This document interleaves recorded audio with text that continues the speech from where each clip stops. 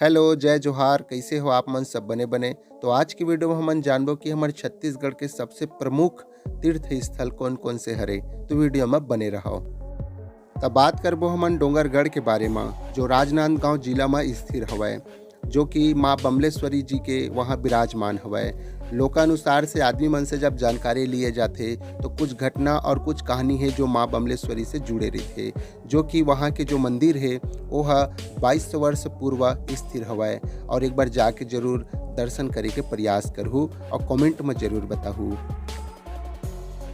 तो अब बात करबो हमर राजिम के बारे में, जो गरियाबंद जिला में स्थिर हवय और यहाँ माता कर्मा जी के विराजमान है, शिवलिंग के विराजमान हवय। राजिम नदी के तट में यह मंदिर हवय और छत्तीसगढ़ के सबसे बड़े मंदिर और सबसे बड़े मेला भराए जाते, जो कि बहुत सुहावना लगते, काबर की नदी के किनारे में रहते। और एक बार जरूर दर्शन करे बर जाहू, काबर की यहाँ देश और विदेश के लोगन मन घूमे बर आथे और कुंभ के मेला भी भराथे। तो कमेंट में जरूर बताहू जब जाहू तब।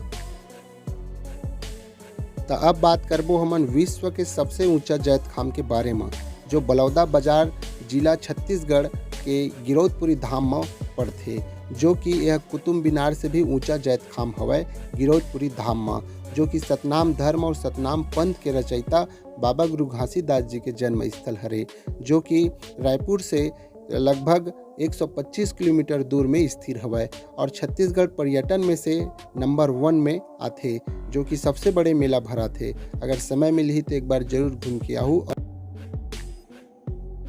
अब बात करबो हमन छत्तीसगढ़ के खजुराहो के बारे में, जो कबीरधाम जिला में स्थिर हवय। कबीरधाम से 18 किलोमीटर और रायपुर से 125 किलोमीटर दूर चौरा गांव में स्थित हवय। लोगन मन के बताव के अनुसार से यह 1000 वर्ष पूर्व मंदिर ला राजा जी के नेतृत्व में बनाए गए रही से, भोरम राजा के नाम से, जेकर नाम से भोरम देव पड़े हवय, जो कि भोले बाबा जी के यहाँ शिवलिंग देखे बर मिलथे और कई ऐसे बात सुने बर मिलथे जो रहस्य हवय और देखे बर मिलथे और देश विदेश से यहाँ घूमे बर घलो आथे।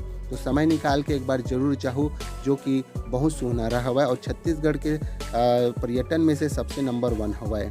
जानकारी कैसे लगी सेला कमेंट में बताहू और नवा हो तो चैनल सब्सक्राइब कर दो ऐसने वीडियो देखे और जाने बर।